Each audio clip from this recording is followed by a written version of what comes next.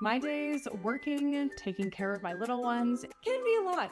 I checked out care.com and it was so easy for me to find local, experienced, and background check sitters. Finding our babysitter was way more affordable than I thought. Care.com makes it super easy. Search for qualified candidates. You can view their profiles, read reviews and ratings, check their availability, send messages directly, and get the help that you need. Care.com should be every person's go-to.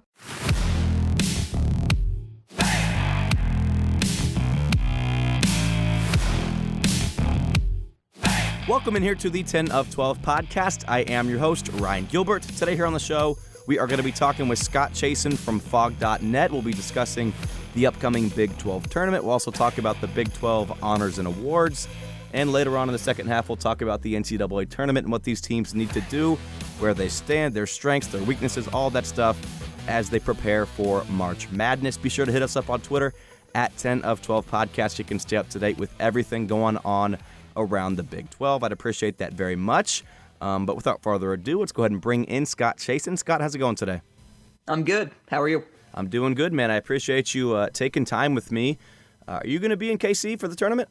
Yeah, that's the plan, at least for now, as far as I know. Obviously, stuff can change. I don't know if they'll change it around depending on how the first few days goes. It seems like we've already gotten a few different emails telling us different things. But, yeah, that is the plan, to be there down in KC. Hopefully things don't go the way they did last year, those first few days, because those were hectic, man. Those were hectic. But I won't be there. I don't think there's much of a reason, covering K-State to be there. But if you're covering Kansas, man, you got a better team than K-State. So we'll talk about the Big 12 tournament here. We'll talk about Big 12, the honors and awards that were released today.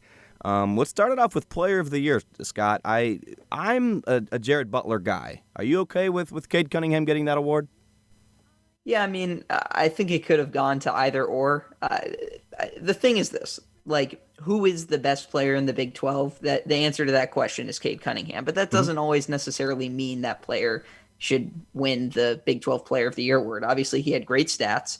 He led his team to way more success than people, thought they were going to have through, coming into the year, especially with departures, especially, navigating the off-court stuff. For that, I'd actually, like Mike Boynton for Coach of the Year over Scott Drew. But, I probably would have had Jared Butler.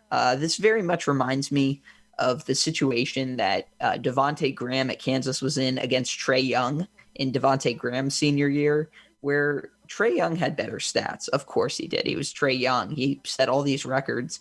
But Kansas won the Big 12 by a couple games, or probably by more than that, actually, now that I think about it. And Devontae Graham was so instrumental in leading his team to doing that the coaches kind of elevated him when, I think, quite frankly, Trae Young was probably a little bit of a better player. So, just from that perspective, I wouldn't have been mad at either. Bill Self said in his radio show tonight that he actually thought Cade Cunningham was the one who deserved it in a slight race. But I would not have been offended either way. It wouldn't shock me if the media awards go for Jared Butler and they end up splitting it. David McCormick, let's just talk about him for just a second here. Most improved player of the year. I mean, we talked about this, what was that, probably a month and a half, 2 months ago. He was a little inconsistent. Now he's finding his groove, isn't he? Yeah, some of that inconsistency is still there. He's been dealing with an injury, too. This last game against UTEP, some people freaked out because he had a really rough first half, and then it came out after the game that he hadn't practiced basically at all. And Bill Self said afterward, hey, he just needed to find his rhythm, and then he was terrific in the second half. He, had an 18.10 rebound double-double, and almost all of that came in the second half, or at least most of the scoring, I believe 16 points. Yeah, he's really found himself. I'm not sure he's Kansas's best player, but he's emerged as the guy who's played the best basically since that first loss at Texas that Kansas suffered in Big 12 play at the start of January. He's been up there. I think he might still be leading the team in field goal percentage, which for a guy who was shooting like 35% from the field in his first few games, that obviously shows he's made market improvement there. And then defensively, he hasn't necessarily gotten that much better defensively, but the team has changed what it's asked him to do as a defender, and it's allowed him to play to his strengths, and I think made him a lot better. So just for those reasons, yeah, he was awarded most improved player. I don't necessarily know if that's year to year or if that's, most improved player within a season, or however they figured that award out. But if you ask me about most improved, that just sounds like the award David McCormick should get. So whatever your criteria, I think he's certainly qualified for that. Jared Butler, Davion Mitchell, Austin Reeves, Cade Cunningham, and Derek Culver all on the first team. If you ask me, I think you swap out Austin Reeves and Mac McClung. What do you think? Is that the good five, or do you think you switch out one or two of those guys? Well, I like four of them, and they're the four you mentioned. Some have made an argument for McCormick over Culver. Personally, I would have Culver over McCormick, but I, again, wouldn't be super offended either way. I'd probably drop Austin Reeves, maybe for a Mac McClung, maybe for Deuce McBride at West Virginia, but that's a really good team. It is kind of funny though, because someone was in my mentions on Twitter having a conversation about this, and would that first team, how would that team look against a team like Gonzaga? And I made the argument that I think Baylor's starting five would have a pretty good shot to beat the All Big 12 first team. Not because those players are necessarily better.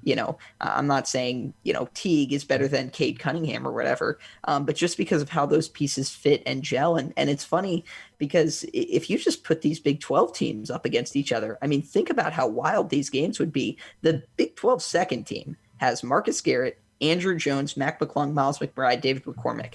That team, maybe it's not quite as good as the first team, but those teams are very even. And even the third team, you're talking about guys like Teague, Coleman, Ramey, and guys who didn't even make it, like Ochai Agbaji, Christian Brown at Kansas, Mark Vital at Baylor. There's so much talent in the Big 12 this year that I don't know that I've ever covered anything like it. I don't know that I've ever seen anything like it. So there were going to be snubs. And from that perspective, good for Austin, enough votes. It wouldn't shock me again if the media's team was just a little bit different. Last one we'll talk about here, Nigel Pack. I want to give the K-State fans a little attention here. I think he should have been at least on the, I guess, at most, the freshman team. He was left off. You think he deserves that or not? Yeah, he probably does. He's really impressed me when I've watched Kansas State. I really like what I've seen out of him. And even being a little bit of an undersized guy, he clearly plays. He's clearly a good enough player to play at the Big 12 level, Big 12 caliber. Again, kind of the victim of just how good the league is. Maybe, I don't know specifically about Mike Miles, Jalen Bridges, whatever. I feel pretty good about Jalen Wilson, Cade Cunningham, and Greg Brown being on there. Greg Brown's stats haven't always been great, but that's also in large part of how he's played, who he's playing next to, the way he's being used. So, yeah, I mean, it was a tough list to get onto. I think there's probably a chance. I think he probably could have. Maybe he did deserve it. But even regardless of whether or not he made the list, I do think K-State fans should be excited because I think he's a very legitimate Big 12 player, and I think he's going to be a lot of fun to watch for a few years. Let's go ahead and switch gears here now to the Big 12 tournament coming up on Wednesday. Scott, before we even get into it, how much of a chance does any team other than Baylor have to win this thing? Well, it's funny you asked that. I wanted to pose that question when I was working on my show, The Drive, and I thought that should be the question: Baylor or the field to win the Big 12 tournament. And Fitz wanted to make it each individual teams, and I gave him a hard time about that just because I was like, I think Baylor has at least a 50-50 shot, especially, this role they've been on to end the year. They lose to Kansas. 2 days later or 3 days later, they win at West Virginia. And then, they absolutely, curb stomped Texas Tech in a game where the final score was in no way. It was like a 15-point game that was really, could have been a 30-point game based off the way, Teague shot the ball and some of those guys played. So, yeah, Baylor is head and shoulders above the rest of the league. So, 50-50 Baylor versus the field. I think that sounds about right. Just because there are good teams, like West Virginia is good. Texas has the roster and talent to compete with Baylor. I think if Texas had a different conference coach, maybe a couple of different options, Texas would be just as good as Baylor is. I think that's totally a case where a coach has the team that should be Final Four, top five worthy. Isn't just because a program neglected to make a coaching change when it should have. But Texas can beat anyone. Oklahoma State is showing that it can beat anyone. West Virginia for round one looks great. Kansas on the other side of the bracket's pretty good. So Baylor could lose. I just wouldn't necessarily bet on it. Yeah, it's insane. Any given night in this league, we saw Oklahoma State. I think they were at the 6th spot in the tournament just a few weeks ago. They're up to 5, but Oklahoma, they were at the 2 spot, and now they're playing on Wednesday. It's just crazy how not only tough but deep this league is, night in and night out around the conference. Let's start off with K-State TCU, 5:30 on Wednesday, and then they're followed by Oklahoma and Iowa State. Who do you like in that matchup between the Wildcats and the Horned Frogs? I mean, probably K-State, just as a function of K-State playing better. I don't have any grand analysis. I've actually caught, quite a few K-State games, and it seems to me at times it depends on the health of the team. At times it depends on, who is and isn't available. But when they have most of their guys available, I guess probably won't have Antonio Gordon based off the situation there. Mm-hmm. It does seem like they're gelling and coming together. I like a lot of the young pieces on K-State. And I think Mike McGurl, what he has done this year, you don't really get an award for it. He deserves whatever the equivalent of the Presidential Medal of Freedom is that K-State can give him for just hey, thanks for being a good senior and hanging with the season and whatnot. I actually think he's been pretty impressive too. So deserving of an All Big 12 honorable mention. I think I remember seeing his name on that list. So yeah, I mean, I would probably take K-State, but it's a 50-50 game. It could go either way. K-State's hot at the right time. I'm not saying they're going to go on any tournament run because they'll meet Baylor if they beat TCU, but they're clicking at the right time. They've won 3 of their last 4 games. They beat TCU in Fort Worth to start that winning streak. So I like Kansas State as well. As for Oklahoma, Iowa State, it's hard not to pick Oklahoma, but it's Iowa State. It's Big 12 tournament. They thrive. I'm curious here with there's not going to be all the hype and stuff going on at P&L. Sprint Center's going to be won't be at capacity, so it's not going to be that Hilton South type atmosphere we're used to. But I think Iowa State's got a chance here. What say you? Yeah, I think they have a chance. Iowa State's been a lot closer in a lot of these losses than I think people realize. Until K-State went on its kind of winning streak or put together a couple wins to end the year, I actually felt like Iowa State was better than Kansas State just from the perspective of they played so many close games. But then obviously K-State got in a roll, and you change your tune on that. K-State, definitely playing better than Iowa State. But yeah, I mean, here's the thing about Oklahoma. Oklahoma was ranked in the top 10, and I like to consider myself someone who watches a lot of college basketball, and that I was high on Oklahoma coming into the year. I think I had them 4th or 5th maybe in the conference, and no, that was never a top 10 team. And anyone who watched them, there was no way to consistently watch that team play and think, oh yeah, this is one of the 5, 6, 7 best teams in the country. So their regression, I think, was always coming, but now I think they're probably a little bit lower than the caliber of team they are. So, obviously they have to figure it out. They have to get it turned around, but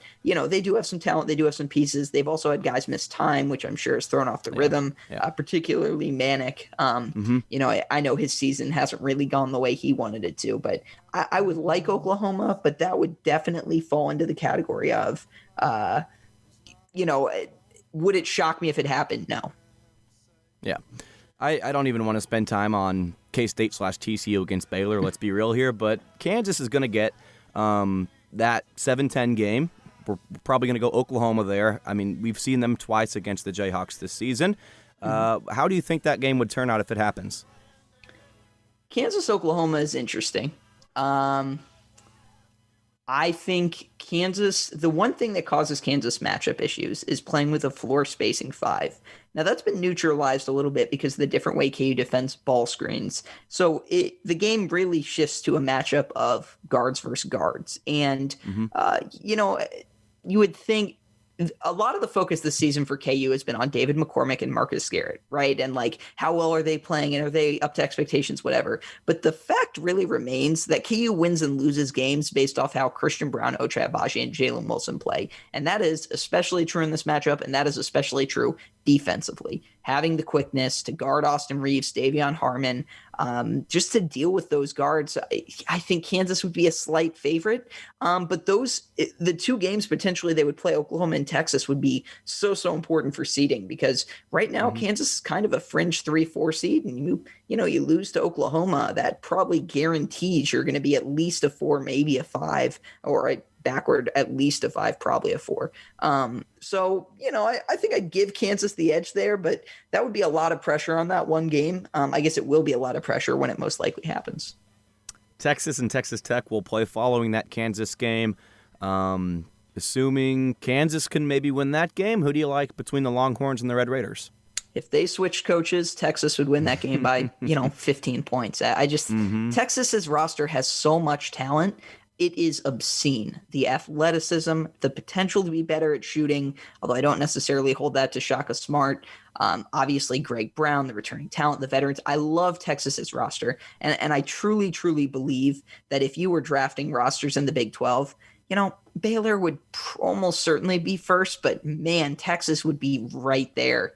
And I think Texas has a top 5 to 7 roster nationally, just in terms of talent, veterans. Honestly, maybe higher than that. Maybe you take a team like Texas, and you should be expected to be able to, maybe not beat them 50% of the time, but beat Gonzaga, 40% of the time. Go 4-6 in a 10-game matchup. I don't think people understand how much talent is on that roster, both veteran, returning everyone, continuity in a year when no one has it, and then also, you add a guy like Greg Brown, and all of a sudden you have this really, really complete roster. But it's tough from that perspective. I think Texas Tech has been a little bit overvalued, so I guess I'll continue to ride with Texas. But at the same time, I don't necessarily know that I've ever seen anything, basically past that one VCU run, which granted Shaka Smart did beat Kansas in that run, got to a Final Four. It's also the only time he's ever been out of the first weekend of the NCAA tournament.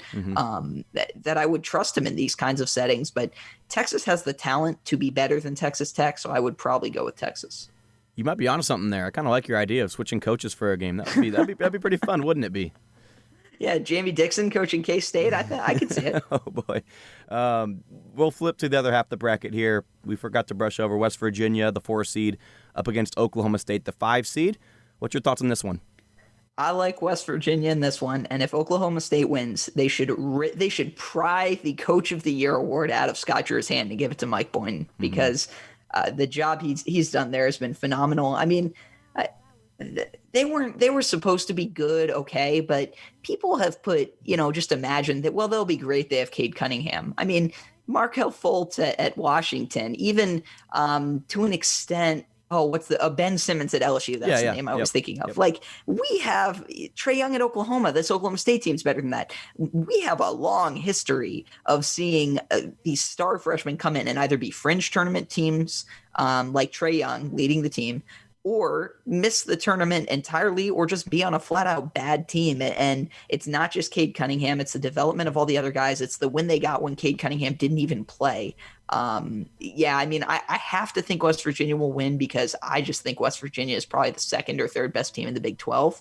But if Oklahoma State does spring that upset, like I said, give Mike Boynton, retroactively give him that Coach of the Year award, because I think he deserves it. Man, you're pretty boring. You went 1, 2, 3, 4 with Baylor, Kansas, Texas, and West Virginia all advancing to the semis. You got West Virginia going up against Baylor in your book. How does that game square up? I know that you mentioned Baylor versus the field is probably 50-50, so you're probably going to lean Baylor here. But, West Virginia's got Culver down low. He can compete with Baylor. Deuce McBride's playing well for the Mountaineers. What do you like about this game? Yeah, I mean, full disclosure, this Baylor team is like one of my favorite of all time, just because how well they shoot from 3. I love watching guys. Mark Vital, to me, no one can say he's undervalued, because everyone knows who Mark Vital is at this point. But this is a guy who's having such a disappointing season, and it's the fit. Is it his conditioning? What is it? And then he turns it on and plays in a way that just reminds you, I think Kansas with Marcus Garrett has a very unique defender that no one else in the country has. And I think the same is true of Mark Vital. Baylor has 3 guards on the Big 12 all-defensive team, 2 of them who are on the all-Big 12 first team and who are fantastic offensive players. And then another on the third team who just went for 35 points, who's not one of the 3 on the all-defensive team. And that doesn't even count a guy, I'm going to butcher his name, but Jonathan Chachua, or however you say it. Your guess is as good as mine with him. The energy he brings, the rebounding, all of it, I love that on the inside. I think West Virginia can win. I give them and Texas the best 2 shots of any Big 12 team to beat Baylor in the championship game. So I will go boring and say Baylor, but I do think that. I think West Virginia, as I'm guessing the 4 and Texas as the 3, would be the toughest games for Baylor remaining.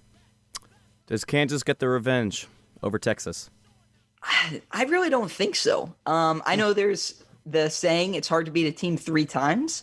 But at the same time, I don't think the numbers actually bear that out. I know the numbers for NFL football do not bear that out. If you sweep a team and then you play them again in the playoffs, odds are you beat them. And I don't have the exact data in front of me for basketball, but I would assume it's the same way. I can think of a number of times that Kansas has beaten a team, even a good team, 3 times in the, twice in the regular season and then again in the postseason. So I don't think these teams are all that different. I think they're fairly comparable, but I think if you can get even a decent game plan, decent to good for Texas, I think Texas can do some things that KU cannot, in terms of, the amount of bodies they can show you in the front court, the overall athleticism, and then just the veteran, tough, scrappy guard. So I would actually pick, I guess it's a little bit of an upset there, a 3 over a 2, but I would actually like Texas there. Gotcha. And then Baylor all the way, winning it all?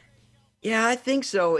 I think the winner of that Baylor-West Virginia game, to me, that is probably who takes it. I really like the Mountaineers.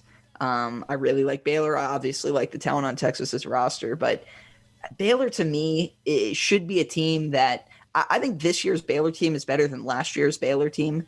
I'm not so sure that this year's Baylor team isn't better than last year's Kansas team. And last year's Kansas team had some early season hiccups and then kind of figured out how to play and was, I don't want to say invincible, but was head and shoulders above the rest of college basketball by like any credible metrics. And, looking at rankings, the end of the year, number 1. I don't know that this Baylor team, if complete and healthy, obviously the COVID pause threw a wrench into that. I don't know that this Baylor team wouldn't be better than that team just from how they play defense. And then you add to that their 3-point shooting, right? We've seen teams that are amazing defensively.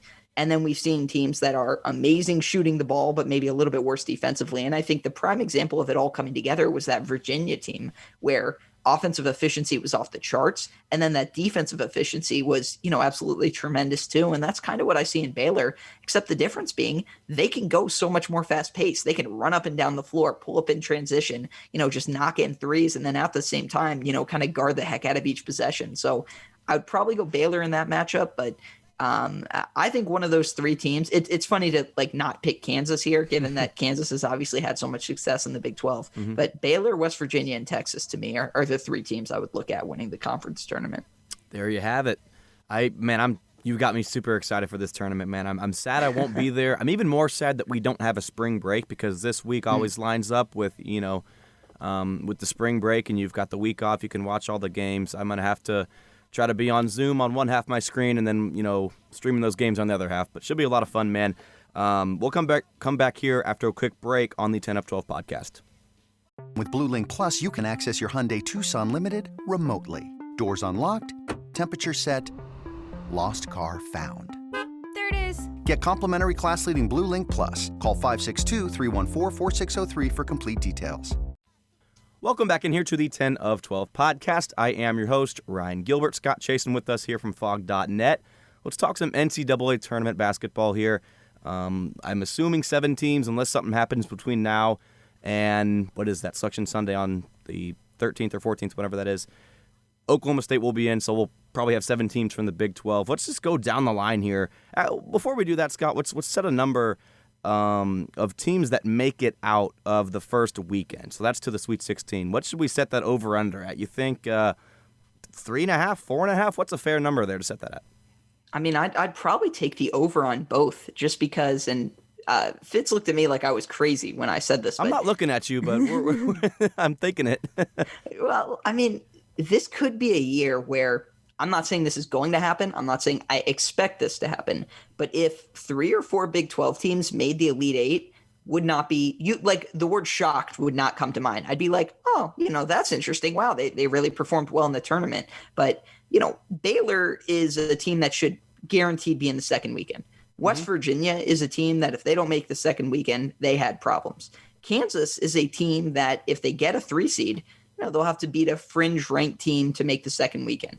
Texas is a team, might get a 3 seed, that absolutely should make the second weekend. And I'm not saying they all will, but then right behind them, you've got an Oklahoma team that, whether or not they deserved it, they were ranked in the top 10 at an earlier point this season. You have an Oklahoma State team that is absolutely red hot on fire with good talent. And oh, by the way, you've got Texas Tech and Chris Beard, who might be, one of the rising coaches in the nation, one of the best coaches in the nation.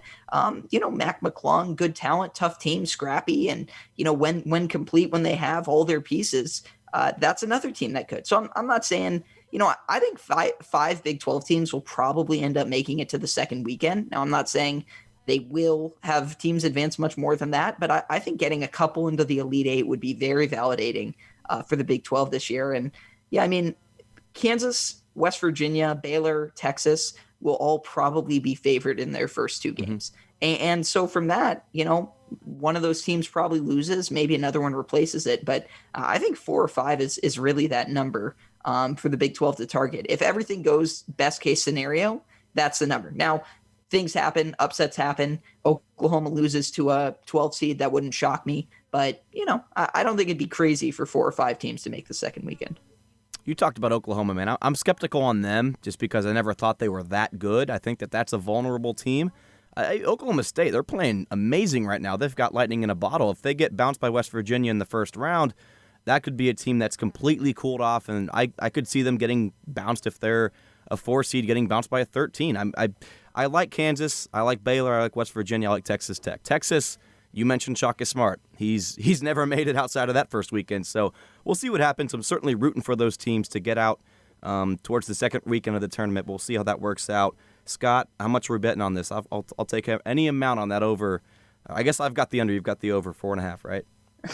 Yeah, I mean, I would lean to the over. I wouldn't feel great enough to bet any significant sum of anything on it, although I believe Kellis Robinette still owes me a Coke for telling him that Baylor was going to lose 3 times late in the Big 12 season last year, and he was adamant that would not happen. So although I was kind of basing that off some metrics and some Ken Pom numbers, so maybe I can split it with Ken Pomeroy if he ever gets down here. But yeah, I mean, look, I'm with you on Oklahoma just from the perspective of I was really high on Davion Harmon coming into the year. It's why I thought they might finish 4th or 5th. Obviously Brady Manick's a good player. They've got another big man who's okay and can stretch the floor just a little bit, although him shooting Quaff mid-range jumpers or whatever is not a great shot. But, he has some potential, maybe defensively. He's got good length, even though he's really, really thin. Obviously Austin Reeves is a good player. The key to them, I think, is just like hitting shots, because Austin Reeves, what a weird case of a guy who's gotten like worse at shooting as his career has gone on. And, maybe that's a step up in competition, whatever. But if he's hitting threes, if he's getting to the line, if he's dictating the game, I think he gives them the chance to elevate, similar to, how Mac McClung does with Texas Tech. If you play Texas Tech and Mac McClung isn't playing well, they're very beatable, but it's not going to be fun. Like, you might beat them, but you'll come out of that game being like, dang, I am exhausted. That was way harder than it should have been. They scrapped so hard, whatever. If you play them and Mac McClung is hitting everything, I mean, it's almost like, you need someone to just straight up go off if you're going to win that game. And, Kansas handled Texas Tech the last time they played in Allen Fieldhouse. It was a 6-point game, but Texas Tech never led, and the score was not closer than 6. Texas Tech, I'll say it another way. Texas Tech never had the ball in a better position than Dallas for the last 25 minutes of the game. So that margin ended at 6. But I mean, they were at an arm's length. It was never a competitive contest. Texas Tech never had a shot with the score closer than 6. Now, they did cut it lower, but KU pushed it right back out on the next possession every time. So I think Texas Tech is one that could have a lot of variance. And you know what? And here's why, I would never go all in on that tournament over under. Like, West Virginia to me is such a good team. Like, West Virginia is Final Four capable if their bracket breaks the right way and they get the right matchups.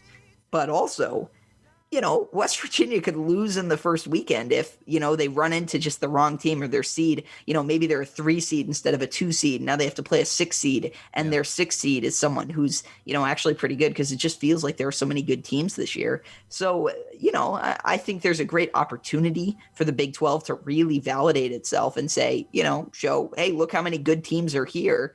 Doesn't necessarily mean it will happen. But, there are a few Big 12 teams I would feel pretty comfortable betting on to at least win a couple games here.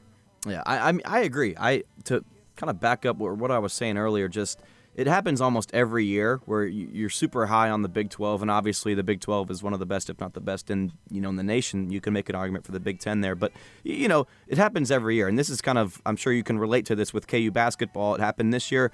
Baylor's obviously way better. They won the conference, but during that 15-year span where they won the Big 12, every year there was a reason to believe that it wasn't going to be Kansas. West Virginia's got a good team this year. Trae Young and Oklahoma, all this hype and this and that. So I would love to see it, and I hope it. I believe it.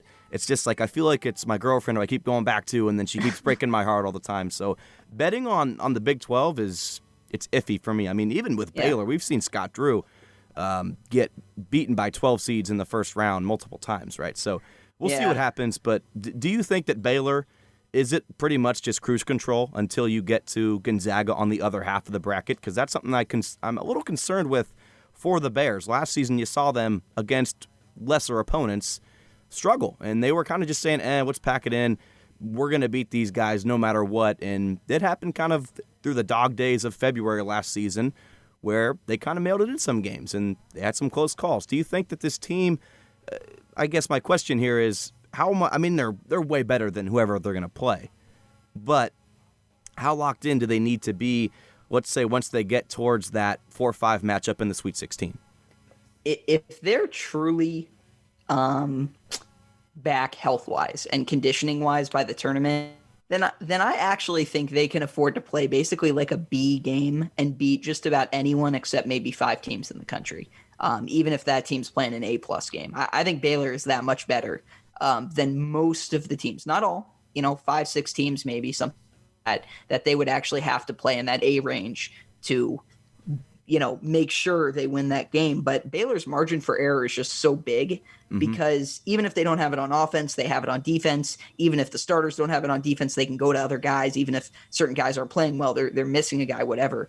And I think the scariest thing for other teams in the NCAA tournament should also be the biggest reason that other teams in the NCAA tournament should be hopeful. And by that, I mean, Baylor having this COVID pause, I think, does open the door for some ambiguity about conditioning, guys who rush back to get into good shape, maybe get injured, maybe suffer some kind of a minor deal we don't know about, but it hinders them.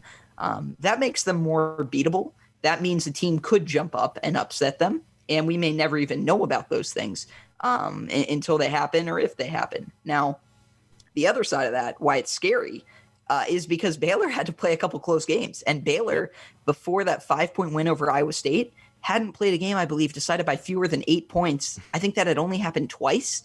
And one of those was Kansas, which was an 11-point game until a walk-on hit a bank shot, 40-foot three-pointer at the buzzer. They had beaten everyone else by double digits. And it was like, they haven't even played a close game.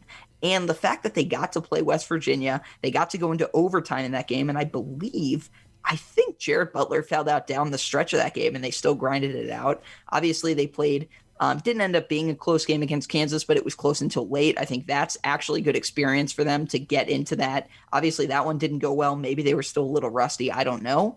And then, just to have the chance to grind through a few games and then be like, oh, yeah, we're still Baylor. We're going to blow these last 2 teams out by double figures, whatever. I think that can give them a spark or help them feel confidence playing a certain way, because I think a lot of the time, the reason why these higher seeds lose is because they're so used to just blowing everyone out, and then someone puts some pressure on them and they don't know how to deal with it. But I think this year's Baylor team, assuming health-wise everything is there, is really, really well equipped to actually handle a team that gives them the game and gets up for it. But I agree with you. I think probably coaching is the most important thing for them in March. There's no reason why that team should lose short of the Elite Eight. If it does, it's a colossal failure. I hesitate to consider Elite Eight games are hard because it's the same with the round of 32. You only get 1 day to prepare, and a lot of stuff can happen, especially, you might be playing a team that plays a kind of defense that you've never seen before. Yeah. And you've got 1 day to learn it, basically, and go over their matchups and everything. And, oh, by the way, you just played an exhausting game, and, you've been playing, all these big high-stake games. So I think the Elite Eight is actually probably the hardest round of the tournament. Certainly that's been true at Kansas, but I think for Baylor, that's the mark. Like, they have to get to the Elite Eight, probably make a Final it would probably be a colossal failure this season for them if they're not an Elite Eight team at least. You, real quick here, was it Chris Tehan who hit that shot at the last second? That I think I remember this one. I had money on Baylor. I think it was like an 8-point spread, so I think it was a push. But that brings back some nightmares, man. That was not a good day for me when that happened. I'll tell you what, speaking of bringing back nightmares, this is so unrelated to our conversation about the tournament, so I'll make it quickly. We do highlights in our show on The Drive, like whenever we're talking about something. And Fitz was talking about K-State football, and the first play was the screen pass KU tried to throw where the guy, I think there was an issue getting the play called in. He went with the wrong look, but quarterback rolls right, turns back left, floats the ball across the field, pick six. And I saw that play and I was just reminded of it. And like, Fitz is talking for 2 minutes, breaking down K-State, and I'm just cracking up laughing because I was like, oh my God. I just remember watching that and being like, something has gone horribly wrong. So that's kind of what happened to a lot of people who had Baylor probably on the betting line in that game when Chris Tehan banked in a 40-foot three-pointer. Oh, yeah. I've had my fair share of bad beats, but also my fair share of good beats, I guess, if that's a thing. Good wins. Good wins, sure. Thank you. Backdoor covers. Let's look at Illinois, Michigan, Iowa, these teams that have a chance to knock out Baylor before they meet Gonzaga. I don't know how much you follow the national picture. I really don't that much, but who outside of Gonzaga has the best chance to knock off Baylor should they be put in that seed, in that region? I think Illinois is a scary team. Although now it kind of looks like they're going to get a number one seed, but they're obviously really scary. I think Iowa is a team. I know some people disagree with me on this, and that's their right to do so, but I would never want to play a team in the tournament that is the best or the second best at something. And in this case, offense. And they're a team that's made some strides defensively, but if they're going to win, they're going to blow you out. They're going to win a shootout, and they can do that. And I think that's a scary matchup, not just for Baylor, because it will put a lot of pressure on their three-point shooting. Baylor gets some easy baskets, but they don't get as many as a team like Iowa does. So that, your shooters actually have to show up, and your defense has to be, really, really good, or you might be out of that game without even realizing it. When I've looked at the hardest matchups for certain Big 12 teams, that's typically what I've gone to. And, especially moving to a team like Kansas this year, like Kansas runs into Iowa. I don't know that Iowa is demonstrably better than Kansas based off the way they've played, over the last month. But I do know I would have a hard time visualizing a way for a team like Kansas to win that game. And again, I would still take Baylor to beat Iowa because I think Baylor defensively, can do. Iowa's lost games. They've obviously lost games for a reason, but there are scenarios and more plausible ones where a team like that just gets on an absolute roll scoring the ball and Luka Garza is dominating and drawing fouls and whatever. And, all of a sudden, oops, we're down 10, we're down 15. It's halftime. Better make shots in the second half, So I think that would probably be one. The Big Ten's got a lot of good teams. Obviously, if you run into I guess Michigan will probably be the other number one seed too. So maybe two Big Ten teams on that one seed line. But there are a lot of teams there I don't think you want to play, especially when they are battle tested. But that would be one to me. I know Iowa, they'll be a 2 seed, whatever. And you'll have people going into the tournament saying they can't win at all because their defense is ranked too low or whatever. But, and that may be true. I mean, they might get upset early because if you're only good at one thing and you're not great at the other thing, that's a weakness. But at the same time, if you play to that thing you're great at, you are really, really hard to beat. And so that would be the team for me. So the Big Ten's got 4 teams in the top 10, and then there's a pretty big drop-off. However, the bottom half of the league isn't nearly as bad as K-State and TCU and Iowa State were this year. So I mentioned it earlier, though, but who's the best conference in America, Big Ten or Big 12? Yeah, I think the Big Ten is probably a little bit more top-heavy just compared to there are like 5 Big 12 teams that are all relatively equal after you get past I would divide the Big 12 up. Like Baylor is on a tier with just a couple of teams. Maybe Michigan's on that tier, but certainly Gonzaga is. Then you have West Virginia and Texas, which are that next tier. Then maybe Kansas sneaks onto there. Maybe Kansas is the borderline between that tier and the tier with Oklahoma, Oklahoma State, Texas Tech. But that's just, that's 70% of your league that is, capable of basically beating 300, whatever the number of college basketball teams is -2. on any given night. So I think I like the Big 12 from that perspective. I think the Big 10, while it does have maybe more quality teams, it also has more teams overall. But I think it's kind of like, it sort of reminds me of this weird comparison, but the Lakers played the Miami Heat in last year's NBA Finals, right? And the Lakers had the two best players, and then the Heat had like 8 of the next 9. And then the Lakers still had good players after that. They weren't bad, but they just weren't as good as like the good players on the Heat. But, they obviously still had the best 2 players in the series. And that's, why they won the NBA championship. They had LeBron and Anthony Davis. And I'm not necessarily saying that's the Big Ten, because I think, Baylor is right up there with Michigan, with Illinois, probably better than both of those teams. But I kind of feel about it, a little bit similar. That, maybe you look at the top of the league and you say Illinois has got the better, or the Big Ten has got the better top of the league with, again, those teams I just mentioned.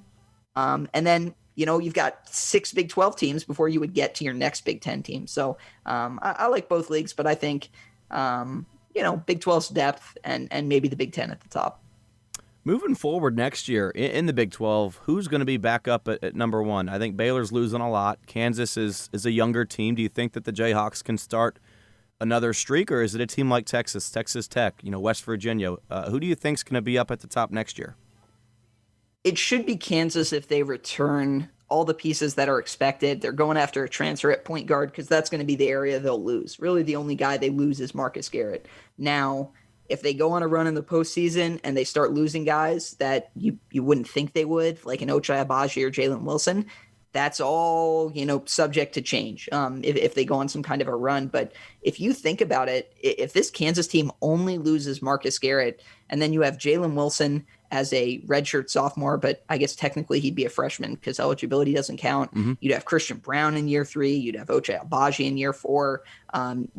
Then you bring in some new guys, and obviously it remains to be seen. They've got a JUCO big man coming in Sidney Curry, who, if he makes it to campus, I think will be a really, really good player. He might have some professional options. So I think it should be Kansas. I think there's a real chance, depending on how the rest of this cycle goes, depending on how things go, particularly with one transfer target. I think there is a great chance that they are ranked in the top 3-ish, maybe to start next year. But again, it's very easy to lose a guy or two, and then all of a sudden, suddenly the team doesn't look the same way it was supposed to look. So I would guess Kansas, but definitely subject to change depending on how the postseason goes. Let's wrap things up with this. Let's try to give a little attention to those teams at the bottom. We'll talk about K-State and Iowa State. Steve Prohm and Bruce Weber, it's been rough for them this season. It's crazy to think that Iowa State 2 seasons ago had Wigington and Merrill Shayok, all these guys, Halliburton, and now they go 0-18. It's weird to think K-State won the Big 12 and now they're 4-14. Do you think Bruce Weber should go? Do you think that Steve Prohm should go? Should they be given some more time to work things out? I know K-State fans will have a different opinion than me. I would give Bruce Weber another year unless there's a candidate that is great and out there that just looks like, a slam dunk, mostly because one very clearly didn't lose the team based off how they finished really strong to end the year. Yeah. Like some of the young talent, think you should get a chance to kind of see it out.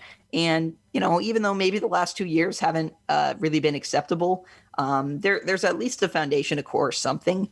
If you're Iowa State, I think you've got to make a change. I think that's another change that's overdue.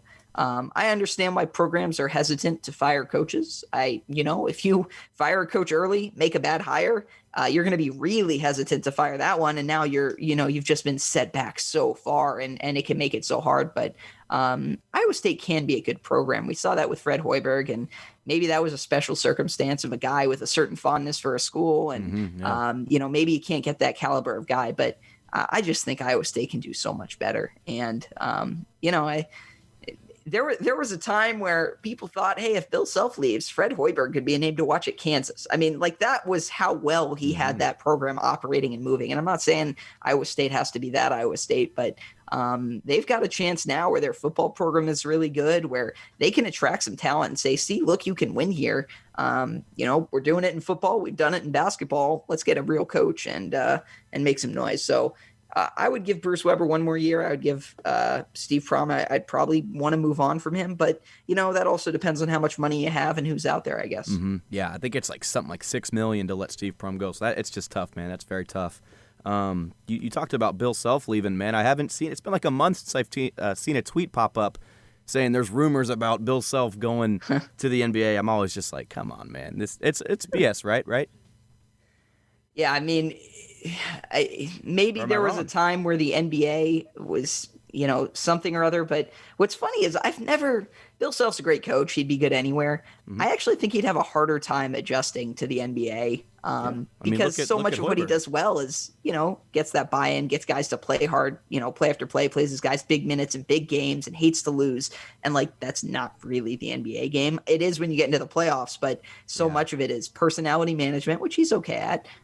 Actually pretty good at, but also just not, understanding it's okay to lose games. And, you might lose a few games in the regular season in a row or in a week because you really don't want to push it with guys. And I think that discipline would be very hard for him. Now he's a great coach. I think he'd figure it out, but no, I mean, I don't see him going anywhere at this point unless, I guess his contract's up after next year, and a lot of that will depend on the NCAA situation. But yeah, I've never really bought into the rumors. I think someone reported that it was like a done deal for him to go coach the Chicago Bulls. Yep, I remember that. I want to say it was like the week after Jim Boylan or whoever was there signed an extension. And it was just like, no, most of these rumors have been, kind of garbage. Yeah, I'm with you, man. Look forward to seeing what coaches stay in the Big 12 and watching them grow and coach their team. Scott, I appreciate you once again joining me, man. Yep, thanks for having me. If you're a Go Powercat subscriber, you've got access to everything that Scott does over at fog.net, so be sure to check him out. He does a great job covering Kansas, and you've got a good team over there with Jack. Scott, I don't think we've talked about this. I've known Jack for a little bit. Did you know that? I did not. We've got a mutual friend, so yeah, it's pretty cool. Other than that, though, Scott, once again, man, I appreciate you coming on, man. Yep, thank you. Be sure to hit us up on Twitter at 10of12 Podcast, and we'll catch you next week. Thank you.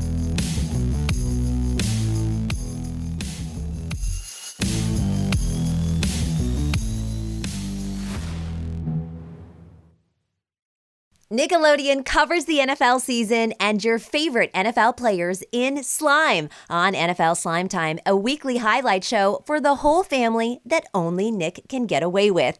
Join Nate Burleson, young Dylan, and the rest of their team as they recap the game, get Nick-exclusive interviews with players, make a mess with celebrity guests, and each week award the coveted MVP trophy, an epic prize that comes with serious slime. Huddle up with the family and catch NFL Slime Time Wednesday night at 7:30, 6:30 Central on Nickelodeon and streaming the next day on Paramount+.